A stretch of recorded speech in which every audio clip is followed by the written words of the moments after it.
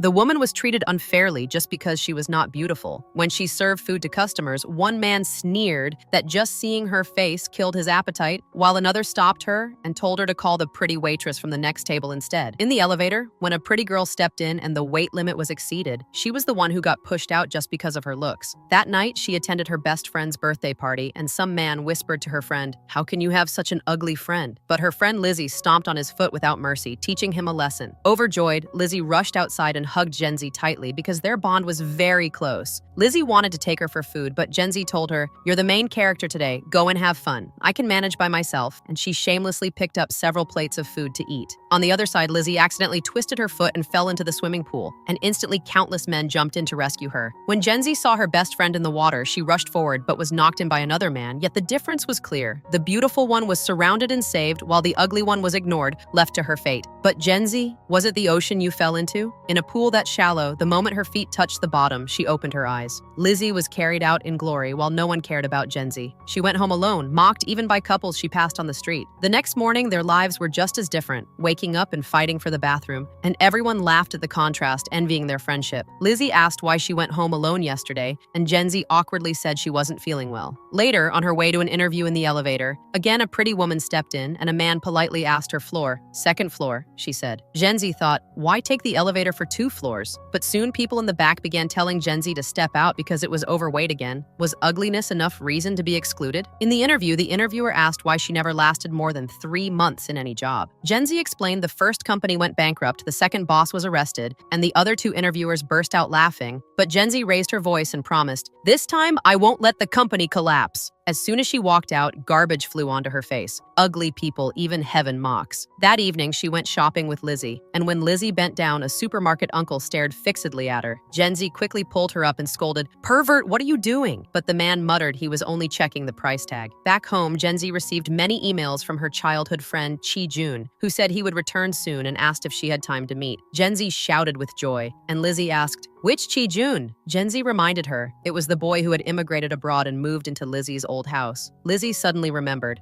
the little fat boy. Genzi was so happy she couldn't sleep, and the next night she went to the park to meet him. She saw a fat man eating, patted him excitedly, thinking he was Chi Jun, startling him badly. The fat man asked who she was, and when she asked if he was Chi Jun, he said, "I'm not, I'm Fat Tiger," and stormed off cursing. Just then Chi Jun called, asking where she was, and she said by the fountain. He said, "I can see you." And when she looked around, she saw him waving, an incredibly handsome man. So shocking she couldn't believe this was the fat boy she once knew. But as she stared in disbelief, Chi Jun walked past her straight to a pretty girl. Genzi suddenly remembered. Back in school, she was once admired by everyone, beautiful, top student, while Chi Jun was fat, introverted, bullied, and only she treated him as a friend. But as she grew up, her looks faded, and now the pretty girl told Chi Jun, "I'm not your Genzi." Chi Jun was about to ask where Genzi was when she quickly hid in a corner, staring at her reflection in the water, remembering all the ridicule and all the failed interviews, wondering how she even dared to meet him. She had thought he was still fat. But after his family emigrated, her own family went bankrupt. Her mother was beautiful, her father plain, and sadly, she grew up looking more like her father. She walked away alone and met Lizzie, pouring out everything. Genzi sighed, "If only I had your face and figure." Then suddenly she thought of an idea and asked Lizzie for help. Meanwhile, Chi Jun still waited at the fountain, and this time Lizzie appeared. When he called, "Are you my little Genzi?" Lizzie said yes, and he immediately hugged her tightly. The fountain show was more romantic than even Lizzie's act. Genzi stood by, watching the man she loved embrace her best friend. It was such a painful feeling. Soon the two went to a restaurant with Genzi trailing behind and hiding in a corner, whispering, "Just get me a coffee. Don't chatter here." Chi Jun asked Lizzie what she was doing now, and she said she was still studying. Then she asked about his parents. He said his father was always on business trips in London. "And your mother?" she asked. And he froze. Genzi, too, was stunned. "What did you say?" Genzi jumped up in shock and hurriedly made hand signs toward Lizzie, trying to hint at something.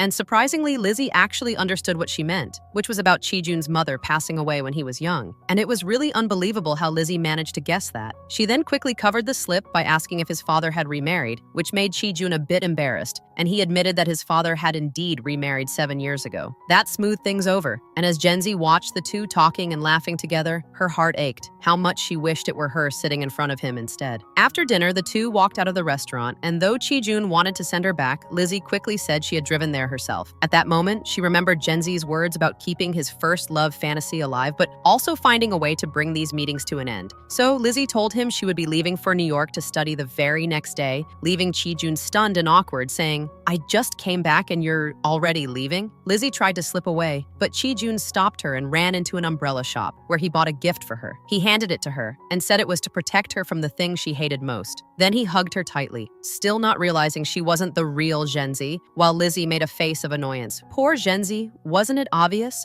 Chi-jun wasn't a shallow man who judged by appearances, and now her sadness only deepened. Back home, Lizzie handed the gift to Genzi, who opened it to find an umbrella. She realized Chi-jun still remembered how much she hated rainy days. Genzi stared blankly at Chi-jun's emails, remembering when he was a little fat boy terrified of thunderstorms, banging on the school bus door until the driver finally let him out. She had run to him back then, shielding him with her clothes and comforting him with her smile, a smile that had made him fall completely in love with her as a child. But soon after, he had to leave with his father overseas, and though they had said their goodbyes, he had suddenly rushed back to her in tears. It was such a childish but unforgettable moment. Now, staring at the inbox, she ended up deleting his emails. The next day, she sat blankly at her computer, only to discover she had been accepted into the company. That evening, she and Lizzie celebrated her successful interview, and having such a best friend really was something to envy. The next morning, Genzi proudly arrived at the company gate, but someone bumped into her, making her drop her bag, and when she bent to pick it up, her pants tore open. Just then, the so-called second male lead appeared, joking about her clumsiness. As he bent to help, he accidentally collided with her, and when she saw a piece of gum, she thought her front tooth had fallen out, panicking until he told her it was just gum. Embarrassed, she quickly ran off because she was late. At the office, all the attention was on the pretty female colleague, while Genzi shouted her determination to work hard like going into battle. When ID badges were handed out, the man treated the beauty politely but was cold to Genzi, though she still felt excited just holding her badge. Soon, the department head called her over and assigned her trivial tasks: buying birthday gifts, running errands, plastering posters, and even fetching water. Exhausted but still wearing her badge proudly, she returned home, happy about her first job. The next day, she delivered supplies to the editorial department and was stunned by its grandness.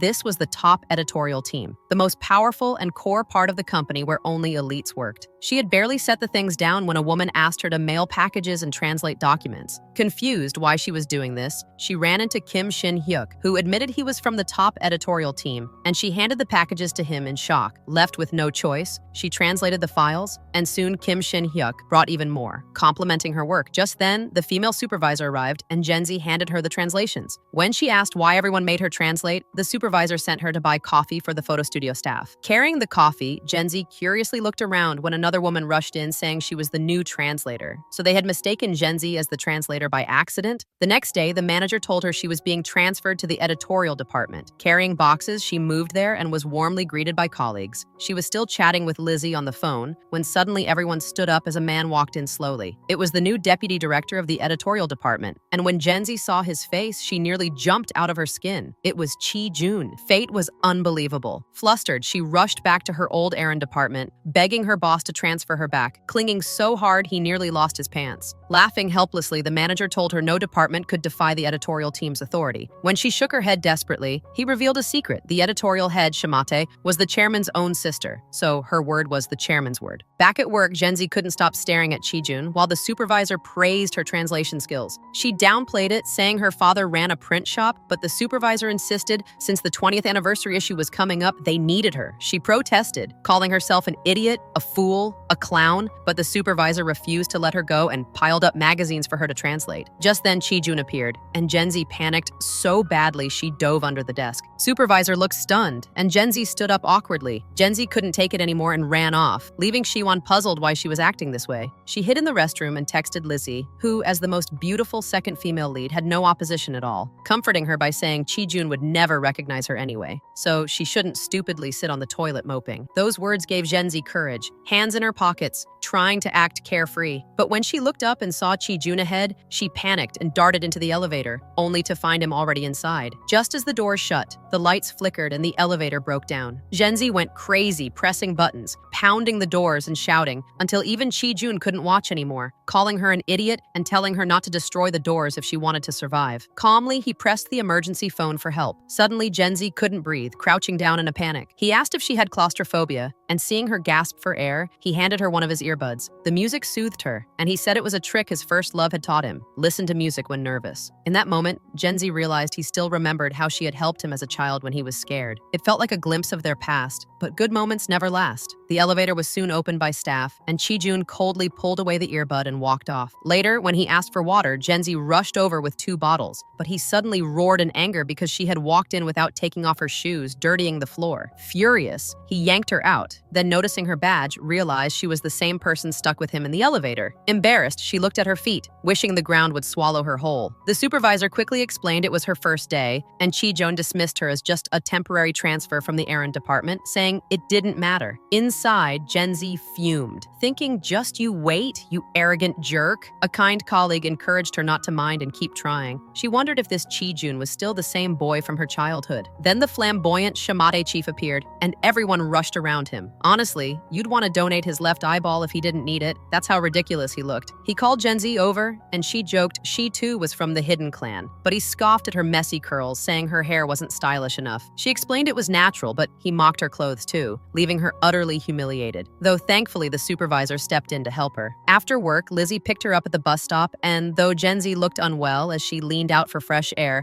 Chi-jun happened to be nearby at a red light, though she didn't notice him. Just as they might have crossed eyes, a motorbike sped by, perfectly blocking the view. Back at home, Chi-jun thought of her again, remembering how her hair always frizzed in the rain, and he went to a salon to straighten his own, ending up with a ridiculous pineapple perm but smiling at the memory. The next day, Genzi wrote a resignation letter, but Lizzie persuaded her to endure 3 months so she could transfer back. Genzi sighed. She felt like a dirty sock in front of Chi-jun. Distracted, she found herself mocked by him again when he handed her a sausage, saying he never intended to give it to her, just asked her to open it. He even gave her an expired rice ball, saying it had only been 1 day and was still edible. Furious, she stormed away. At the office, she noticed a colleague wearing the same cheap outfit as hers, proudly insisting his was a branded one while hers looked shabby, but she said it was comfortable. Then Chi-jun entered, and she quickly bowed her head. Soon he called a meeting about the 20th anniversary magazine. Everyone spoke, but their plans disappointed him, and he exploded with anger. Suddenly, he called on Genzi, who nervously said she had no opinions. The supervisor defended her as only the note-taker, but Chi-jun mocked her, saying she was slow, useless, and wasting air in the room. Humiliated, she left in tears, cursing inside that the fat boy she once protected now dared treat her this way. He ripped apart everyone's plans and ordered them to redo it before storming out. Meanwhile, the flashy Shimate chief was secretly calling his nephew, who also worked in the editorial department but hid his identity. Unbeknownst to him, colleague Naizi overheard, realizing the chief's nephew must be the chairman's son, and was overjoyed. Another day, when Genzi bumped into Chi-jun while holding a package, he caught her, only to sneer and let go, mocking her eyesight. She grew angrier, thinking how this fat boy had changed. But then he walked straight into a glass door himself, making her laugh at his clumsiness. Later in the elevator, she stammered her words, and he told her to sort out her speech before coming to him again. When she finally asked why he hated her so much, her heart broke completely. Her childhood fat boy had truly changed and no longer loved her. Genzi ran to the washroom, splashing her face furiously with water, her anger boiling inside as she muttered, "Fine, you little fat boy. I'm not leaving. You think you can fire me?" Glancing at her watch, she suddenly remembered something and dashed to the errand department. The manager was just about to open her resignation letter when she snatched it from his hands, tore it into pieces, and awkwardly slipped away, leaving the manager dumbfounded. Meanwhile, after Chi-jun had finished sending off a client, he spotted Lizzie outside the hotel where she worked as the manager. As he was about to drive off, he saw her in his rearview mirror, rushed out, and stopped her. Shocked, Lizzie could only stiffly hug him, nervously tossing her badge away, which accidentally hit someone nearby, then dragged him off quickly. She anxiously explained that she was supposed to study abroad, but had instead received an offer from the hotel. Chi-jun stared at her intently and said, "You should have told me earlier you were back. I missed you so much." Lizzie froze at his words, barely calming herself as goosebumps rose on her skin. He happily added that since his company was nearby, they could meet often, and though Lizzie wanted to curse inside, she calmed herself with bubble tea. That night, she nearly told Genzi the truth, but Genzi, fuming, declared she would never resign, calling Chi-jun a madman with multiple personalities and saying luckily Lizzie had lied about studying abroad, so he would never suspect her real identity. Lizzie was stunned, but kept the secret to avoid pushing Genzi to quit again. The next morning began with Chi-jun dressing sharply, removing his shirt, putting on a crisp suit, tying a black tie perfectly, and staring in the mirror with confidence, looking every bit the charming professional. He casually downed coffee like it was water, even drinking from a vase, and walked straight into doors without caring, as if crashing into something daily was normal. Meanwhile, Meanwhile, Nizi was scheming, desperate to figure out which of 3 male colleagues was secretly the chairman's son. So she gave coffee to all of them, casting her net wide. During a meeting, the supervisor asked Genzi to turn on the projector, but she accidentally pointed the laser at Chi-jun, nearly blinding him, then quickly switched it. He told her to organize the meeting notes, and when he reviewed them, he was shocked by her clarity. He accused her of having connections, but she firmly said she had entered with her own ability. He mocked her poor skills, saying she didn't even know basic terms, but she explained she had just transferred and no one taught her. He told her this job wasn't about being taught, but about secretly learning, and warned that if she stayed like this, he would really fire her. Shaken, she left dejected. Later, the supervisor asked her to fetch a mink coat, but she had no idea what that was. Frantically searching, she failed to find it, angering the supervisor, while Chi-jun shook his head. Genzi wanted to disappear from shame. Meanwhile, Lizzie was being harassed by a man, but she ignored him. Just then, a girl appeared, claiming to be Lizzie's sister. But when the man called her little Genzi in shock, thinking Genzi had become young again, the real Genzi appeared and yanked his ear, exposing him as a liar. The girl really was Genzi's younger sister, who looked exactly like her as a child, but Genzi knew she was nothing but trouble and scolded her harshly, saying she was ugly and rude. Her sister arrogantly claimed she would grow into beauty just like her, leaving Genzi frustrated and confused if she was a sibling or an enemy. Back home, Genzi collapsed on the floor, groaning. Lizzie asked if she knew what a mink coat was, proudly saying she had bought one just last week, leaving Genzi furious and frustrated at these fancy names. She ranted about Chi-jun, that arrogant fat boy turned tyrant, and Lizzie defended him, saying he was only using professional terms. Genzi snapped, asking whose side she was on. Still, she admitted she wanted to improve but had no clue how. That night, she pulled out a magazine from the shelf and found sticky notes Lizzie had prepared to help her. Feeling blessed to have such a friend, she resolved to study harder. She carried a notebook everywhere, reading on buses, practicing fashion and cosmetic terms at night with Lizzie's help, learning the names of brushes, curlers, highlighters, and more. By the next day, when the manager asked her to fetch a tasseled dress, she quickly brought it and earned praise. The supervisor smiled, saying she was stylish and fit to be part of their elite circle. During a meeting, as everyone discussed plans, Genzi actually understood everything this time, and her joy made her shout us in excitement. Chi-jun coldly snapped if she was crazy. Handing him her notes confidently, she waited for him to criticize, but he simply said it was fine and dismissed her. Proud of herself, Genzi walked out, grinning, but little did she know her triumph wouldn't last long. That night, Lizzie went home to celebrate her father's birthday, but just as the cake was ready, her father got a call and walked out, leaving her with her stepmother, who sneered, calling her rude and cheap, saying she looked just like her late mother. Furious, Lizzie snapped back, asking what right she had to insult her mom. Just then, her father returned, and instead of listening, he ordered Lizzie to apologize to her stepmother. Shocked, Lizzie left heartbroken, realizing that once a stepmother entered, even her own father had become like one. She cried as she left home, wanting to call Genzi, but at that moment, Genzi was busy eating spicy hot pot with Chi-jun. With her phone on silent, she didn't notice Lizzie's calls. Drunk and alone, Lizzie wandered into a bar. Meanwhile, Chi-jun noticed Lizzie's message and rushed to her location, while Genzi realized too late what was happening. At the bar, a drunk Lizzie was harassed by a man calling himself Rain God, who tried to flirt with her. She told him to get lost, but he grabbed her arm just as Chi-jun appeared. Lizzie threw a pineapple at him in anger and went to the restroom, but Rain God followed, only to be warned by Chi-jun, who told him to apologize within 3 minutes. When he refused,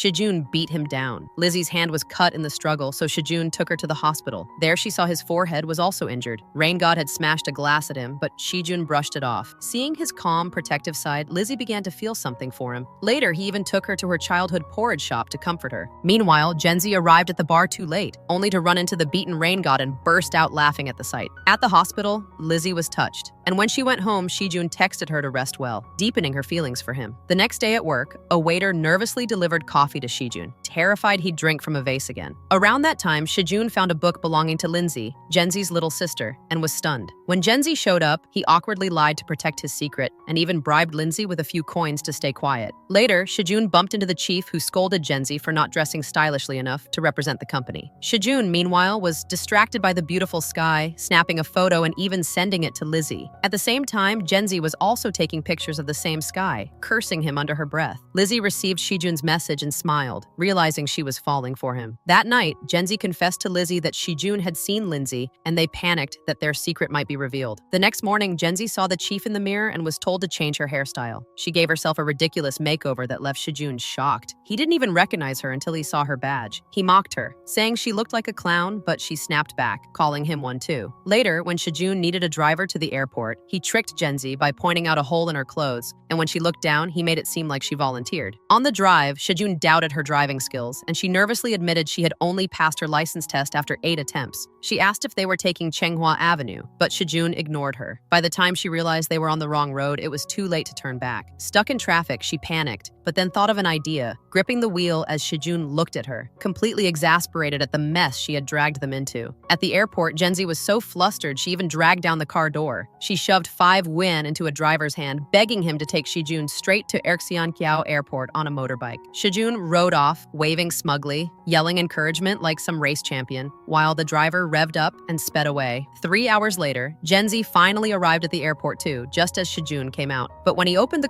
car door, a foul stench filled the air. It was from the stinky tofu Genzi had just bought from that same driver. Disgusted, Shijun snapped at her, asking if she was stupid and why she could never do anything right. "If we miss this meeting, will you take responsibility?" he barked. Genzi protested that she had asked him earlier, but he ignored her. Shijun coldly retorted, "Do you know the most pathetic kind of person? Someone like you? Stupid and useless." Hurt, Genzi clutched her tofu and walked away, only to stop, turn back, and mutter bitterly to herself about the kind of people she hated most, those who never listened but still judged others harshly. Then she slammed the car door and left, shoulders heavy with grievance.